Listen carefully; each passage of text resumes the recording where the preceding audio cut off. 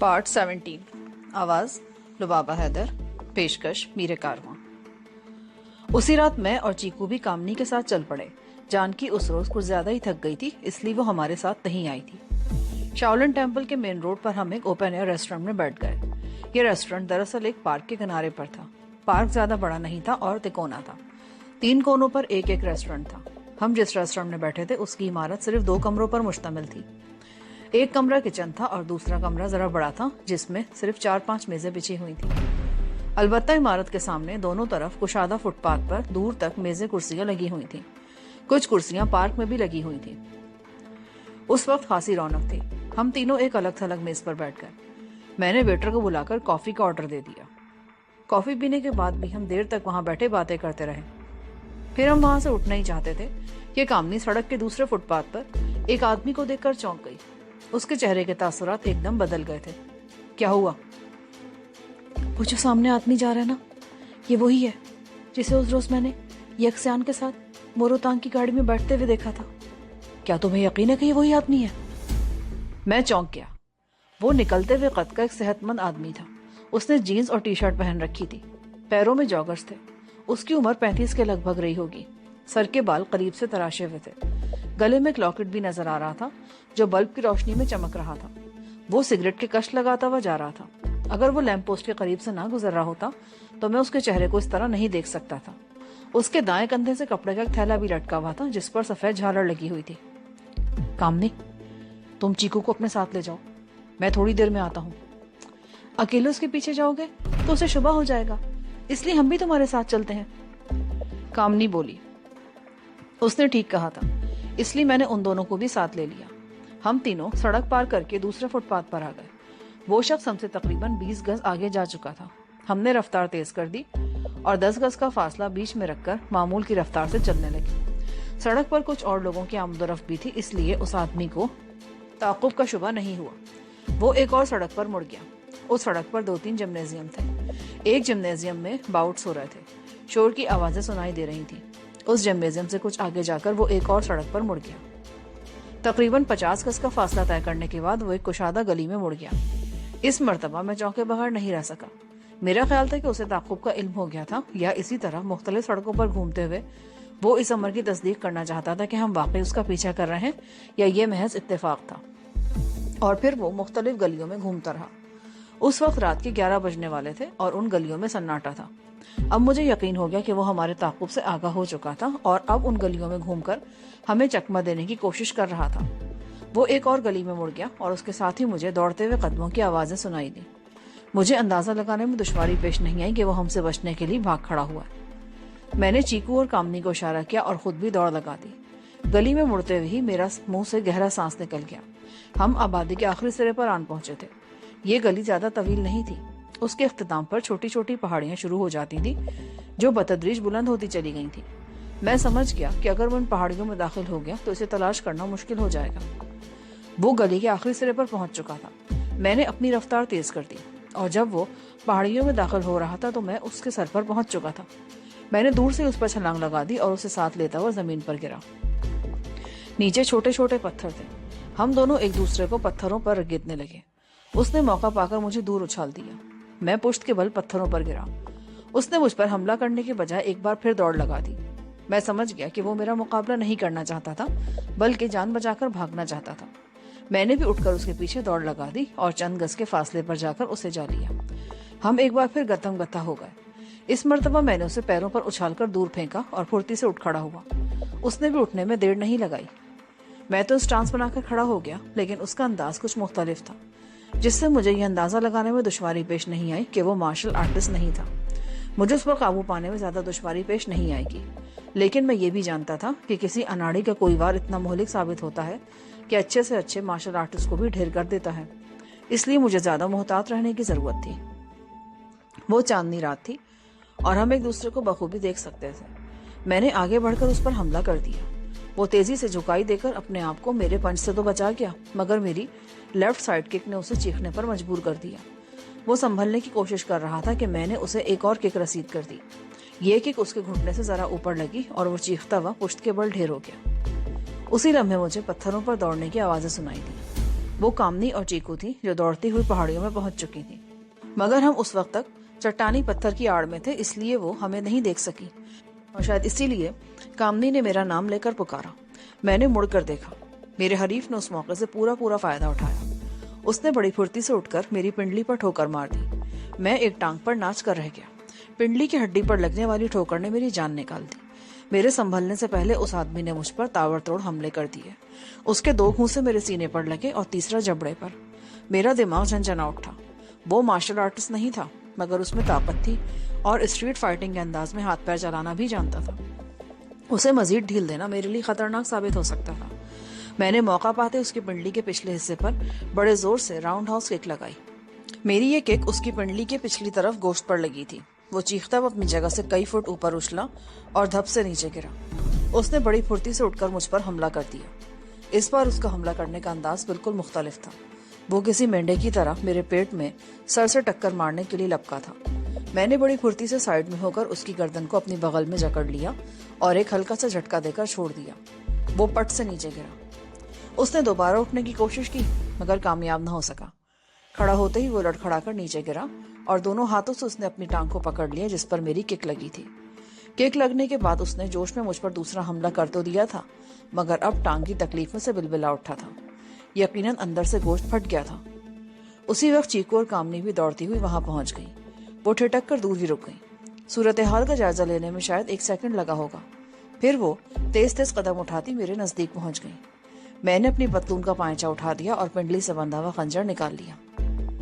تمہارے ساتھ لڑائی میں کوئی مزہ نہیں آیا، لیکن مجھے زندہ انسانوں کا گوشت کاٹنے میں جو مزہ آتا ہے نا، اس کا تم اندازہ نہیں کر سکتے ہو۔ تم کون ہو؟ میرے پیچھے کیوں پڑ گئے ہو؟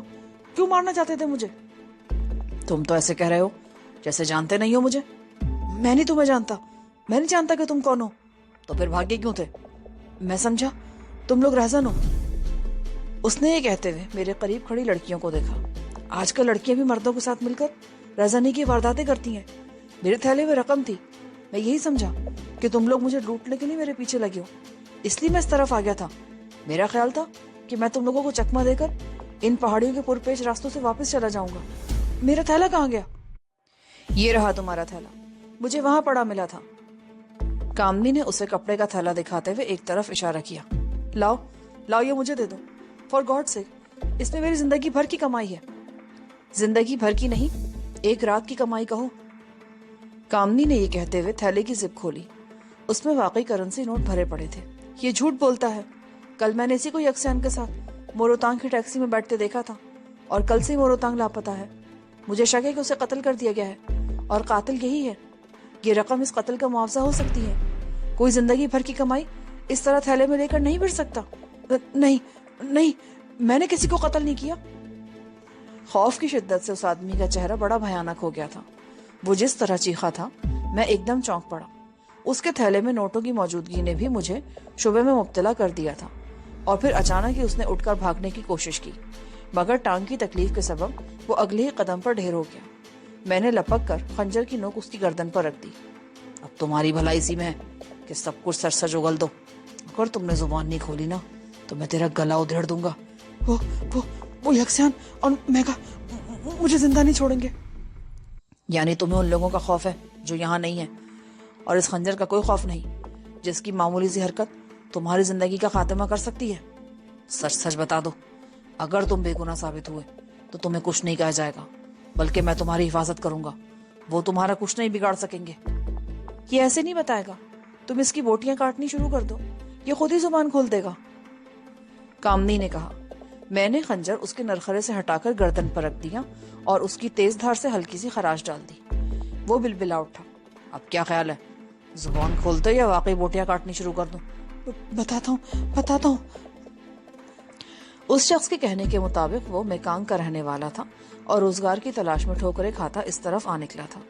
1 ہفتہ پہلے جبکہ وہ 3 وقت کے فاقے سے تھا اور بھوک سے نڈھال ہو رہا تھا، تو اس کی ملاقات یکسیان سے ہو گئی، جس نے اسے کھانا کھلایا اور کام دلانے کا وعدہ بھی کیا۔ یکسیان اسے شاویانگ لے گیا، جہاں میگا ٹراڈ نامی شخص سے اس کی ملاقات کرائی گئی۔ اس نے تھوڑی بہت مالی مدد کی اور کام دینے کا وعدہ کیا۔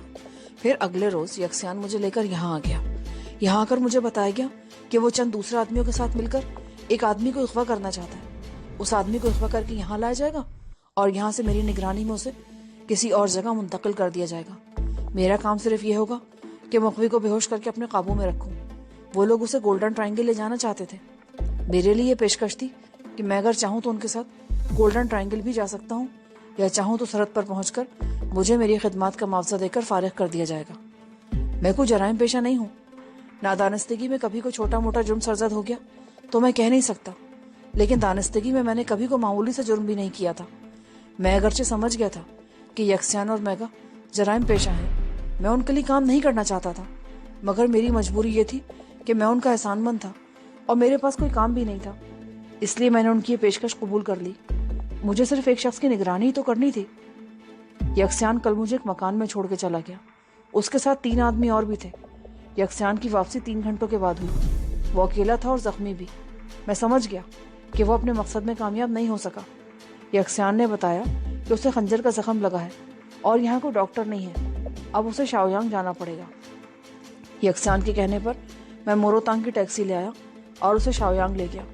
रास्ते में मोरो ने कुछ ऐसी बातें की जिनसे यक्सियान कुछ परेशान सा हो गया था। शाओयांग में मेगा के मकान पर पहुंचकर यक्सियान ने मोरोतांग को भी अंदर बुला लिया। वो दोनों मोरो को एक अलग कमरे में ले गए। उसके तकरीबन आधे घंटे बाद मुझे उस कमरे में बुलाया गया तो फर्श पर मोरोतांग की लाश देखकर मैं उछल पड़ा। उसे गला घोटकर हलाक किया गया था। उसकी लाश को ठिकाने लगाने की जिम्मेदारी मुझे सौंपी गई। पहले तो मैंने इनकार करना चाहा, मगर मुझे अंदाजा हो गया कि मैं उनके चुंगल में फंस चुका हूँ। मैंने वो लाश मोरोतांग ही की कार की डिक्की में डाली और उसे कस्बे की सड़क पर छोड़कर वापस आ गया। मैं वहां से भाग जाना चाहता था, लेकिन ये भी जानता था कि उनके हाथ बहुत लंबे हैं। वो लोग मुझे तलाश कर लेंगे और मौत के घाट उतार देंगे। इसलिए मैंने उनसे जान छुड़ाने के लिए कोई और हिकमत अमली अपनाने का फैसला कर लिया। कल की रात और आज का पूरा दिन मैंने उन्हीं के साथ शाओयांग में उसी मकान में गुजारा। इस दौरान में मैंने उन्हें कायल कर लिया कि वो लोग मुझे वहां से जाने दें। मैंने उनसे वादा किया था कि अपनी जुबान बंद रखूंगा और यहाँ से बहुत दूर चला जाऊंगा। उन्होंने मुझे धमकी दी थी कि अगर कभी मैंने जुबान खोलने की कोशिश की तो वो मुझे मोरोतांग के कत्ल में फंसा देंगे। मेगा ने मुझे खतीर रकम भी दी और कहा कि मैं रात ही रात इस कस्बे से चला जाऊं। मैं शाओयांग से किसी और तरफ जाने की बजाय यहाँ चला आया। यहाँ यक्सियान के मकान में मेरा कुछ सामान पड़ा था। वो सामान अगरचे ज्यादा कीमती नहीं है, लेकिन तुम जानते हो कि बाज़ चीजों से ऐसा लगाव होता है कि उन्हें छोड़ा नहीं जा सकता। यहाँ एक सड़क पर घूमते हुए मुझे एहसास हुआ कि मेरा पीछा किया जा रहा है। फिर मैंने तुम लोगों को देख भी लिया। मैं समझा तुम लोग मुझे लूटना चाहते हो। मुझे डर था कि अगर मैं सीधा मकान पर जाऊंगा तो तुम लोग भी मेरे पीछे आ जाओगे और मैं फंस जाऊंगा। जिन दिनों मैं यहाँ यक्सियान के पास रह रहा था तो इधर उधर घूमता रहता था। मैंने ये पहाड़ियाँ भी देखी हुई थी। मैं जानता था कि यहाँ ऐसे रास्ते भी हैं कि ताक़ुब करने वाले को आसानी से धोखा दिया जा सकता है। इसलिए मैं इस तरफ आ गया कि तुम लोगों को धोखा देकर अपने मकान की तरफ चला जाऊंगा, पर तुमने मुझे पकड़ लिया। मैं सच कहता हूँ, मैं बिल्कुल बेकसूर हूँ। मैंने कोई जुर्म नहीं किया। मुझे जाने दो प्लीज, मुझे जाने दो। मैं यहाँ से बहुत दूर चला जाऊंगा, कभी वापस नहीं आऊंगा फिर। वो खामोश हो गया। ये एक कत्ल का मामला है मिस्टर। यक्सियान के हाथ तो बहुत से बेगुनाह लोगों के खून से रंगे हुए हैं। मैं यकीन कर लेता हूँ कि तुम बेगुनाह हो और तुम्हें फंसाने की कोशिश की गई है, मगर तुम यक्सियान और मेगा के खिलाफ बयान तो दे सकते हो ना। तुम्हारा मतलब पुलिस? एक मर्तबा पुलिस के हाथ आ गया ना तो वो मुझे कभी नहीं छोड़ेंगे। तुम जानते हो पुलिस वाले किस तरह काम करते हैं। असल मुजरिम ना मिले तो बेगुनाहों को फांस लिया जाता है। मेगा और यक्सियान बहुत चालाक हैं। वो तो भाग जाएंगे और मैं फंस जाऊंगा। हम फिलहाल तुम्हें पुलिस के पास लेकर नहीं जाएंगे। हम तुम्हें ऐसी जगह लेकर जाएंगे जहां ना तो पुलिस तुम तक पहुंच सकती है और ना ही मेगा या यक्सियान तुम्हारा कुछ बिगाड़ सकते हैं। मैंने चंद रोज में अंदाजा लगा लिया है कि मेगा और यक्सियान बहुत हरामी हैं। उन्होंने बड़े खतरनाक किस्म के आदमी जमा कर रखे हैं। अगर उन्हें पता चल गया ना तो मुझे जिंदा नहीं छोड़ेंगे। उन्हें तुम्हारे बारे में कुछ पता नहीं चलेगा। वैसे क्या तुम जानते हो कि कल यक्सियान और उसके आदमियों ने जिस शख्स को अगवा करने की कोशिश की थी वो कौन है? नहीं, मैं उस बारे में कुछ नहीं जानता।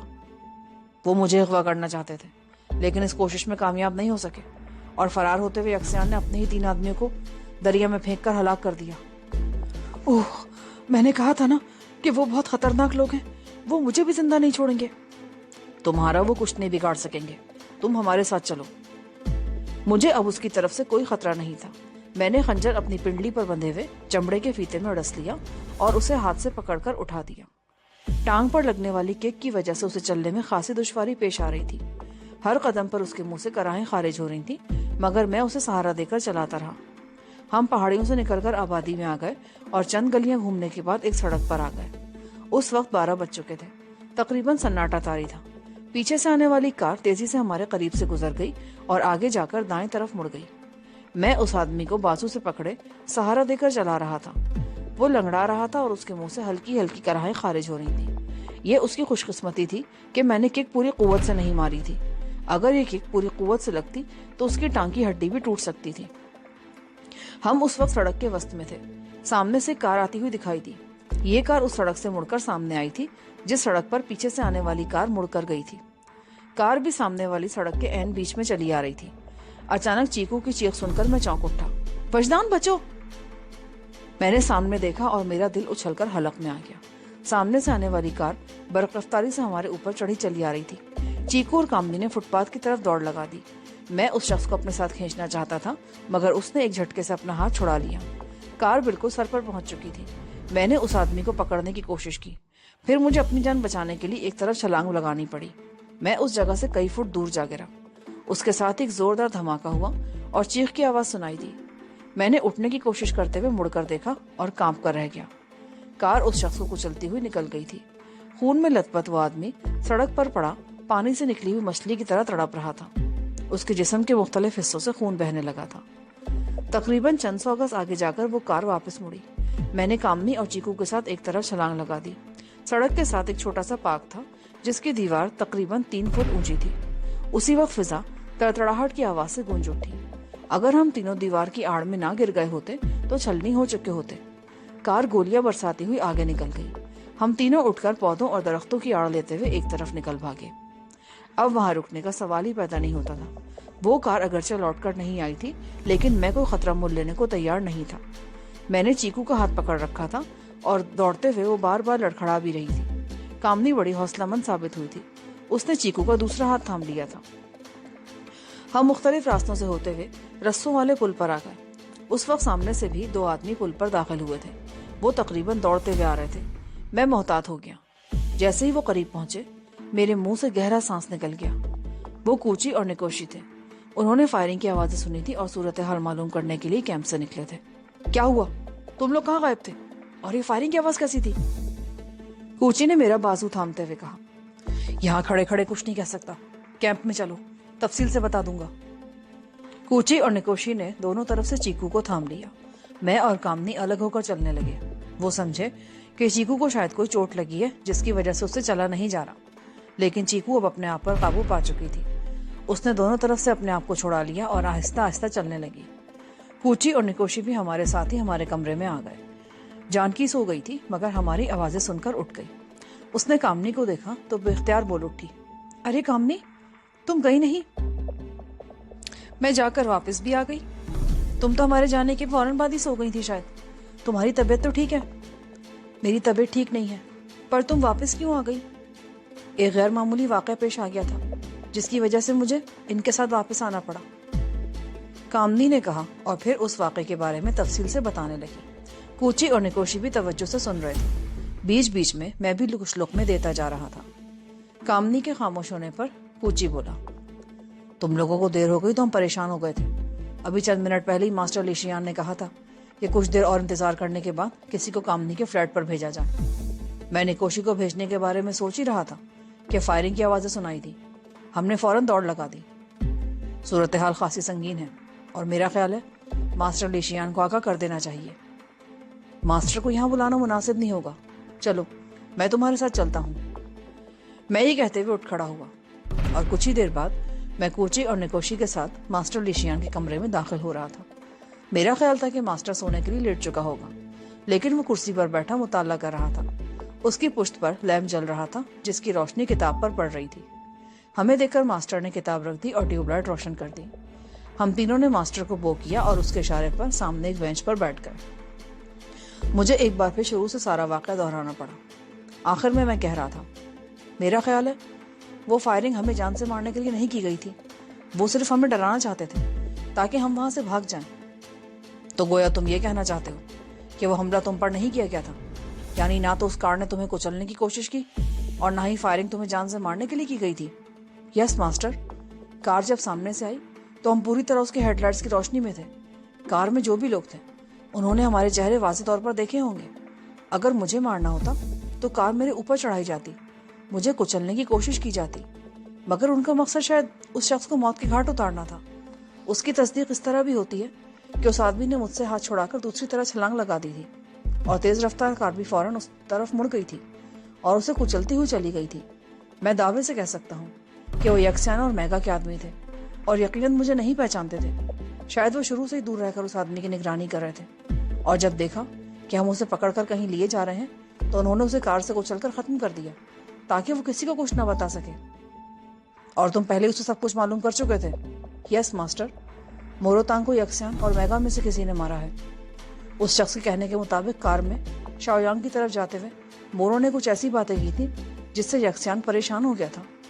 मेरा ख्याल है वो बातें ऐसी होंगी जिनसे यक्सियान को शुबा हो गया होगा कि मोरोतांग उसके किसी राज से वाकिफ हो चुका है और फिर उसने शाओयांग में उनका ठिकाना भी देख लिया था, इसलिए मोरोतांग को ठिकाने लगा दिया गया।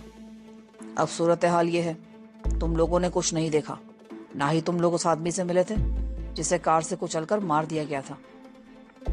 मास्टर ये कहकर चंद लम्हों को खामोश हुआ, फिर बोला, ये पुलिस केस है और मास्टर हैंगपाई भी पसंद नहीं करेंगे कि उसके कैंप का कोई लड़का किसी पुलिस केस से मुलविस हो।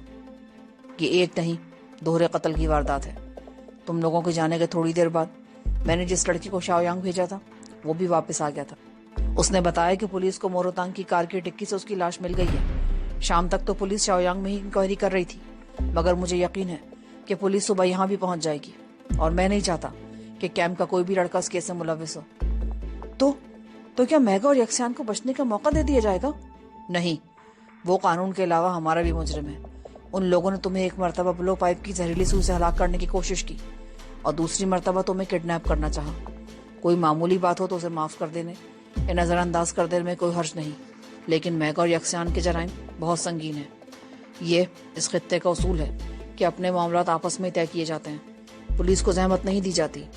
ये भी हमारा आपस का मामला है, इसे भी हम आपस में निपटाएंगे। पर वो किस तरह मास्टर? तुमने उस आदमी से मेगा और यक्सियान का शाओयांग वाला ठिकाना तो मालूम कर लिया था ना? हम कल दिन में सूरत हाल का जायजा लेंगे। अगर मेगा और यक्सियान पुलिस के हाथ लग गए तो फिर हमारी मजबूरी होगी, हम कुछ नहीं कर सकेंगे। बसूरत दीगर हम कल रात ही अपनी कार्रवाई करेंगे। गुड, मेरे मुंह से बेख्तियार निकला। मास्टर मुस्कुरा दिया, वो मेरी अंदरूनी कैफियत को समझ गया था। उसके बाद भी हम इस मौजू पर बातें करते रहे। फिर जब मैं वापस आया तो 2:30 बज चुके थे। जानकी, कामिनी और चीकू एक ही बिस्तर पर सो रही थी।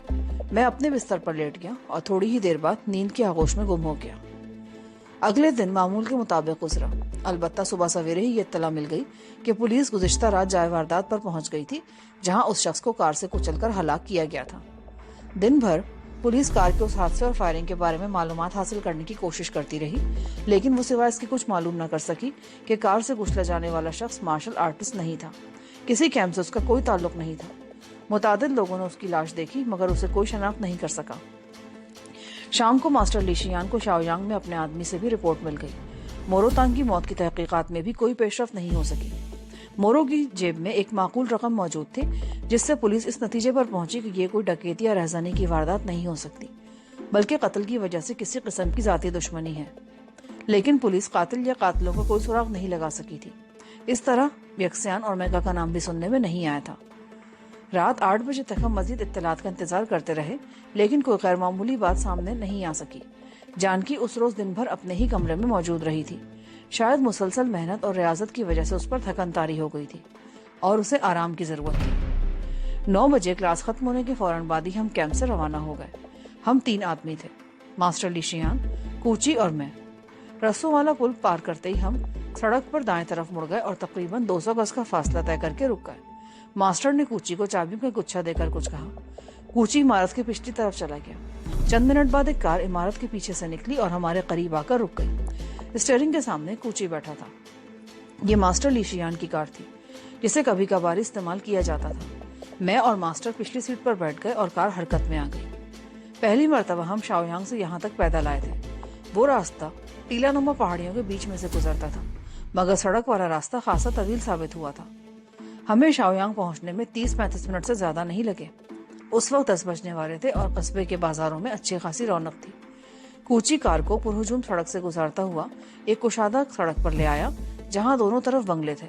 उसने एक बंगले के सामने कार रोककर हॉर्न बजाया। सिर्फ 1 मिनट बाद कार गेट खुल गया और कूची कार लेता हुआ अंदर चला गया। गेट खोलने वाला अधेड़ उम्र मुलाजिम था। बरामदे में कार रुकते ही सामने वाले कमरे से एक आदमी बरामद हुआ। वो दरमियाने कद का सेहतमंद आदमी था। उसने चीनी लिबास पहन रखा था। मास्टर जैसे ही कार से उतरा, वो शख्स मारे ताजीम पे झुकता हुआ घुटनों तक दोहरा हो गया। वो चियांग शाओ था, इस इलाके का एक मोअज़्ज़िज़ बिजनेसमैन और मास्टर का पुराना शागिर्द। उसने मुझे भी इसी तरह तकरीम दी और हमें बड़े एहतराम से अंदर ले गया। आलीशान ड्राइंग रूम में उसकी गुड़िया जैसी हसीन बीवी हमारे इस्तकबाल को मौजूद थी। चियांग शाओ की उम्र अगरचे 45 और 50 के दरमियान थी, मगर उसकी बीवी हाशी किसी भी तरह 25 से ज्यादा की नहीं लगती थी। जिस तरह उन्होंने हमारा इस्तकबाल किया था, उससे अंदाजा होता था कि उन्हें हमारे आने का पहले से इल्म था। और फिर उसकी तस्दीक इस तरह भी हो गई कि चंद ही मिनट बाद नकोशी भी नजर आ गया। वो पहले से यहाँ मौजूद था। वो बो करके मास्टर के सामने खड़ा हो गया और अपनी रिपोर्ट देने लगा। मास्टर लीशियान भी बीच बीच में कुछ पूछता जा रहा था। इस दौरान में एक मुलाजमा ने हमारे सामने सेंटर टेबल पर नाजुक सी बहुत ही खूबसूरत प्यालियों में सब्ज चाय सर्व कर दी। मास्टर के इशारे पर नकोशी सामने कुर्सी पर बैठ गया था। फिर चाय की चुस्कियों के साथ उन दोनों में बातें भी होती रहीं। तकरीबन 15 मिनट बाद मास्टर मेरी तरफ मुतवज्जो हुआ। मैग और यक्सियान एच स्ट्रीट के एक बंगले में मौजूद हैं। वो बंगला एंजेला नामी एक औरत की मिल्कियत है, जो अच्छी शोहरत नहीं रखती।